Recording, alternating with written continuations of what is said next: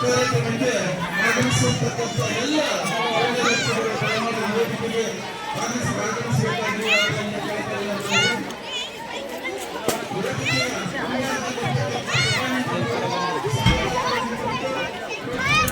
ದುಂಡು ಮಲ್ಲಿಗೆ ಬೆಟ್ಟಕ್ಕೊಂಡೋಗೋಗೆ ಬಟ್ಟಿ ಹಂಬಲ ವ್ಯಾಕ ಬೆಟ್ಟದ ದೇವ ಗತಿಯಂದು ಸೋಜುಗಾದ ಸೂಜು ಮಲ್ಲಿಗೆ ಮ್ಯಾಲೆ ದುಂಡು ಮಲ್ಲಿಗೆ ಪ್ರಾರ್ಥನೆ ಮಾಡಿದಂತಹ ವಿದ್ಯಾರ್ಥಿಗೆ ಮಾಡ್ತಕ್ಕಂಥದ್ದು ಸ್ವಾತಂತ್ರ್ಯೋತ್ಸವದ ಅಮೃತ ಘಳಿಗೆಯ ಕಾಲಘಟ್ಟದಲ್ಲಿ ನಾವಿದ್ದೇವೆ. 78ನೆಯ ಸ್ವಾತಂತ್ರ್ಯೋತ್ಸವದ ಧ್ವಜಾರೋಹಣವನ್ನ ಬಹಳ ಸಡಗರ ಸಂಭ್ರಮದಿಂದ ನಾವು ದೇಶದಾದ್ಯಂತ ಪ್ರಪಂಚವೇ ತಿರುಗಿ ನೋಡುವ ರೀತಿಯಲ್ಲಿ ದೇಶದಾದ್ಯಂತ ಇದು ಏನು ಮೋಟ್ಕನಹಳ್ಳಿ ಹಳ್ಳಿ ಇದೆ ಇಲ್ಲಿಂದ ಪ್ರಾರಂಭ ಮಾಡಿ ದಿಲ್ಲಿವರೆಗೂ ಸಹ ಸಂಭ್ರಮದಿಂದ ಆಚರಣೆ ಮಾಡ್ತಾ ಇರ್ತಕ್ಕಂಥದ್ದು ನಮಗೆ ನಿಮಗೆ ಎಲ್ಲರಿಗೂ ಗೊತ್ತಿರ್ತಕ್ಕಂಥ ಸಂಗತಿ. ಮಕ್ಕಳೇ, ಈ ಸ್ವಾತಂತ್ರ್ಯೋತ್ಸವ ಆಚರಣೆ ಮಾಡಬೇಕಾದ್ರೆ ಇದು ಬಹಳ ಸುಲಭದಲ್ಲಿ ದಕ್ಕಿರ್ತಕ್ಕಂಥ ವಸ್ತು ಅಲ್ಲ, ಕಲ್ಪನೆ ಅಲ್ಲ. ಅನೇಕ ನಾವು ಸ್ವಾತಂತ್ರ್ಯ ಹೋರಾಟಗಾರರು ಅಂದಾಗ ನಮಗೆ ನೆನಪಿಗೆ ಬರ್ತಕ್ಕಂಥದ್ದು ಕೆಲವರ ಹೆಸರನ್ನು ನಾವು ನೆನಪು ಮಾಡ್ಕೊತೀವಿ. ಮಹಾತ್ಮ ಗಾಂಧಿ ಇರ್ಬೋದು, ಒನಕೆ ಓಬವ್ವ ಇರ್ಬೋದು, ಕಿತ್ತೂರು ರಾಣಿ ಚೆನ್ನಮ್ಮ ಇರ್ಬೋದು, ಅದೇ ರೀತಿಯಾಗಿ ಬಾಲಗಂಗಾಧರನಾಥ ತಿಲಕ್ ಆಗಿರ್ಬೋದು, ಲಾಲ್ ಬಹದ್ದೂರ್ ಶಾಸ್ತ್ರಿ ಆಗಿರ್ಬೋದು, ಈ ರೀತಿ ಸುಭಾಷ್ ಚಂದ್ರ ಬೋಸ್, ಸಾಕಷ್ಟು ಜನ ಕೆಲವರನ್ನ ನಾವು ನೆನಪು ಮಾಡ್ಕೊತೀವಿ. ಆದ್ರೆ ಇದರ ಹಿಂದೆ ಲಕ್ಷಾಂತರ ಜನ ತಮ್ಮ ಪ್ರಾಣವನ್ನೇ ತ್ಯಾಗ ಮಾಡಿರ್ತಕ್ಕಂಥ ಅವಿಸ್ಮರಣೀಯ ಘಟನೆಯನ್ನ ಇವತ್ತು ನೆನಪು ಮಾಡ್ತಕ್ಕಂಥ ಸಂದರ್ಭ. ಯಾಕಂದ್ರೆ ಅವರು ನಮ್ಮಲ್ಲಿರ್ತಕ್ಕಂಥ ನಾವು ಅರ್ಧ ಗಂಟೆ ಸಮಯವನ್ನ ತ್ಯಾಗ ಮಾಡಲಿಕ್ಕೆ ನಾವು ಇವತ್ತಿನ ಕಾಲಘಟ್ಟದಲ್ಲಿ ತಯಾರಿಲ್ಲ. ನಮ್ಮಲ್ಲಿರ್ತಕ್ಕಂಥ ಸಂಪತ್ತನ್ನ ನಾವು ದಾರಿ ಎರಿಲಿಕ್ಕೆ ನಾವು ರೆಡಿ ಇಲ್ಲ.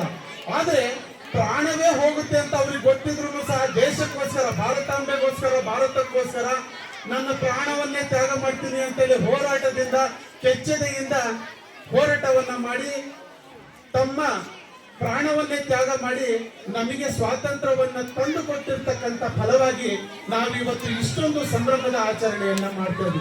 ಇಡೀ ಪಂಚಾಯತ್ ವ್ಯಾಪ್ತಿಯ ಕ್ಲಸ್ಟರ್ನ ಎಲ್ಲಾ ಶಾಲಾ ಮಕ್ಕಳು ಹಾಗೂ ಶಾಲಾ ಶಿಕ್ಷಕರು ಈ ಒಂದು ಕಾರ್ಯಕ್ರಮಕ್ಕೆ ಸೇರಿರ್ತಕ್ಕಂಥದ್ದು ತುಂಬಾ ಸಂತೋಷದ ವಿಷಯ.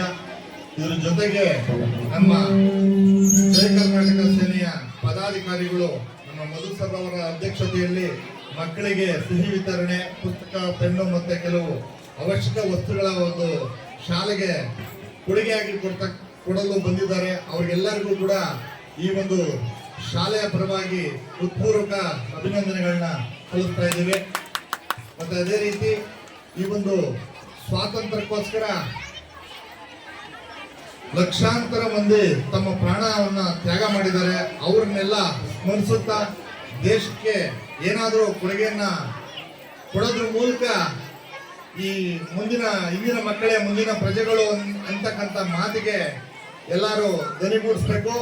ಮತ್ತೆ ಮಕ್ಕಳೆಲ್ಲ ದೇಶ ಸೇವೆಯ ಒಂದು ಅರಿವನ್ನ ಮೂಡಿಸ್ಕೊಂಡು ಈ ಒಂದು ಸ್ವಾತಂತ್ರ್ಯ ದಿನಾಚರಣೆಯನ್ನ ಸಂಭ್ರಮದಿಂದ ಆಚರಿಸಬೇಕು ಅಂತ ಕೇಳ್ಕೊಳ್ತಾ ಈ ಮಾತನ್ನು ಮುಗಿಸ್ತಾ ಇದ್ದೀನಿ. ಅದೇ ಭಾರತ ಮಾತೆ ಜನ್ಮವಿದ್ದ ದೇಶಾಭಿಮಾನಿಗಳು ಕೂಡಿದ ಜಲಿಯನ್ ವಾಲಾಬಾಗ್ ಸಭೆಯಲ್ಲಿ ಬ್ರಿಟಿಷರು ಹರಿಸಿದ ನೆತ್ತರಿನಿಂದ ತೊಯ್ದ ಇಡೀ ಮಣ್ಣನ್ನ ದೇವರ ಗುಡಿಯಲ್ಲಿಟ್ಟು ಪೂಜಿಸಿ ತನ್ನ ರಕ್ತದ ನರನಾಡಿಗಳಲ್ಲಿ ದೇಶಾಭಿಮಾನವನ್ನು ಹರಿಸಿ ರಣಕಣಗಳಲ್ಲಿ ರಣವಿಕ್ರಮನಂತೆ ಹೋರಾಡಿ ಶಾಂತಿ ದೂತರಾಗಿ ಕ್ರಾಂತಿ ವೀರರಾಗಿ ಈ ಮಣ್ಣ ಕಣಕಣವು ಕಂಪಿಸುವಂತೆ ಮಾಡಿ ಸಿಂಹಗರ್ಜನೆಗೈದು ಭಾರತ ಮಾತೆಗೆ ಮಾಡಿದ ರಕ್ತಾಭಿಷೇಕದಿಂದ ಬ್ರಿಟಿಷರನ್ನ ನಡುಗಿಸಿ ನಡು ರಾತ್ರಿಯಲ್ಲಿ ದೇಶ ತೊರೆಯುವಂತೆ ಮಾಡಿದ ಭಾರತ ಸ್ವಾತಂತ್ರ್ಯ ಹೋರಾಟಗಾರರನ್ನು ನೆನೆಯುತ್ತಾ ದೇಶಭಕ್ತರ ಪಾದಕಮಲಗಳಿಗೆ ಕೋಟಿ ಕೋಟಿ ನಮನಗಳನ್ನು ಅರ್ಪಿಸುತ್ತಾ ಸರ್ವರಿಗೂ ಸ್ವಾತಂತ್ರ್ಯ ದಿನಾಚರಣೆ ಶುಭಾಶಯಗಳನ್ನು ಕೋರ್ತೇನೆ.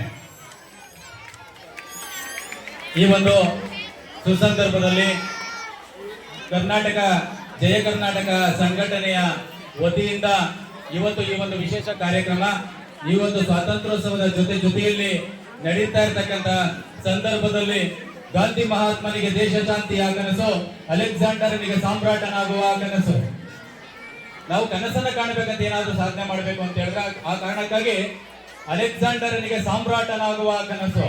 ನಾವೆಲ್ಲ ಇತಿಹಾಸದ ಪುಟಗಳಲ್ಲಿ ಚರಿತ್ರೆಯಲ್ಲಿ ನಾವೆಲ್ಲ ತಿಳ್ಕೊಂಡಿದ್ದೇವೆ ಬಂಧುಗಳೇ. ಅಲೆಕ್ಸಾಂಡರ್ ಅಂತ ಹೇಳಿದ್ರೆ ಆತನೊಬ್ಬ ಕ್ರೂರಿ ಅಂತಕ್ಕಂಥದ್ದನ್ನ, ಆತನೊಬ್ಬ ದುಷ್ಟ ಅಂತಕ್ಕಂಥದ್ದನ್ನ, ಆತನ ಮನಸ್ಥಿತಿ ಯಾವ ರೀತಿ ಇತ್ತು ಅಂತಕ್ಕಂಥದ್ದನ್ನ ಲಕ್ಷಾಂತರ ಕೋಟ್ಯಾಂತರ ಜನರ ಮಾರಣ ಹೋಮವನ್ನ ಮಾಡಿ ಈ ಜಗತ್ತಲ್ಲಿ ನಾನು ಗೆಲ್ಲಬೇಕು ಅಂತೇಳಿ ಮಹಾದಾಸೆಯನ್ನ ಹೊತ್ತು ಕನಸನ್ನ ಹೊತ್ತು ಈ ಇಡೀ ದೇಶಗಳನ್ನ ಗೆದ್ದು ಸಾಮ್ರಾಟನಾಗಬೇಕು ಅಂತ ಹೇಳಿ ಕನಸು ಕಂಡುಕೊಂಡಿದ್ದಂಥವನು. ಅವನ ಒಂದು ವ್ಯಕ್ತಿತ್ವದ ಬಗ್ಗೆ ಯಾವ ರೀತಿ ಇತ್ತು ಅಂತ ಹೇಳಿದ್ರೆ ಅವನ ಮನಸ್ಥಿತಿ ಹೇಗಿತ್ತು ಅಂತಕ್ಕಂಥದ್ದು. ಯಾಕೆ ಅಂತ ಹೇಳಿದ್ರೆ ನಾವೇನಾದ್ರೂ ಕೂಡ ಈ ಜಗತ್ತಿಗೆ ನಾನು ಬಿಟ್ಟು ಹೋದಂತ ನಂತರ ಅದು ಮುಂದಿನ ಪೀಳಿಗೆಗೆ ಏನಾದ್ರೂ ಕೂಡ ಒಂದಿಷ್ಟು ಅನುಕೂಲ ಆಗ್ಬೇಕು ಅನ್ನುವಂತ ನಿಟ್ಟಿನಲ್ಲಿ ಬದುಕಬೇಕು ಮನುಷ್ಯ ಅನ್ನುವಂತ ರೀತಿಯಲ್ಲಿ ಅಲೆಕ್ಸಾಂಡರ್ ತನ್ನ ಅರಿಸ್ಟಾಟಲ್ ಅನ್ನ ಕೇಳ್ತಾನೆ, ನಾನು ಭಾರತದ ಮೇಲೆ ಯುದ್ಧಕ್ಕೆ ಹೋಗ್ತಾ ಇದ್ದೇನೆ ಅಂತೇಳಿ. ಆಗ ತನ್ನ ಗುರುಗಳು ಹೇಳ್ತಾರೆ, ನೀನು ಯಾವ ದೇಶವನ್ನ ಬೇಕಾದ್ರೂ ಗೆಲ್ಬೋದು, ಭಾರತದ ಮೇಲೆ ಯುದ್ಧ ಮಾಡ್ಲಿಕ್ಕೆ ಹೋಗ್ಬೇಡ. ಯಾಕೆ ಅಂತ ಹೇಳಿದ್ರೆ ನೀನು ಆ ಭಾರತದಲ್ಲಿ ಯಾರೋ ಒಂದೆರಡು ರಾಜರುಗಳನ್ನ ಸೋಲಿಸಬಹುದು ಅಷ್ಟೇ, ಇಡೀ ಭಾರತ ದೇಶವನ್ನ ನಿನ್ನಲ್ಲಿ ಗೆಲ್ಲಲಿಕ್ಕೆ ಸಾಧ್ಯ ಇಲ್ಲ ನಿನಗೆ ಅಂತ ಮಾತನ್ನ ಗುರುಗಳೇ ಹೇಳ್ತಾರೆ. ಆದ್ರೂ ಕೂಡ ಭಾರತದ ಮೇಲೆ ಬರ್ತಾನೆ, ಒಂದಿಷ್ಟು ರಾಜರುಗಳನ್ನ ಗೆಲ್ತಾನೆ, ಮತ್ತೆ ಅವನಿಗೆ ಸಾಕಾಗ್ತದೆ. ತನ್ನ ದೇಶಕ್ಕೆ ವಾಪಸ್ ಹೋಗುವಂತ ಮಾರ್ಗ ಮಧ್ಯದಲ್ಲಿ ಅಲೆಕ್ಸಾಂಡರ್ ಕಾಯಿಲೆಗೆ ತುತ್ತಾಗ್ತಾನೆ. ಅವನಿಗೆ ಸಾಕಷ್ಟು ಬಳಲಿಕೆ ಆಗಿರ್ತದೆ, ಕಾಯಿಲೆ ಬಂದಿರ್ತದೆ. ಆ ಸಂದರ್ಭದಲ್ಲಿ ಅವನು ತನ್ನ ವೈದ್ಯರನ್ನ ಬರೆಹೇಳ್ತಾನೆ.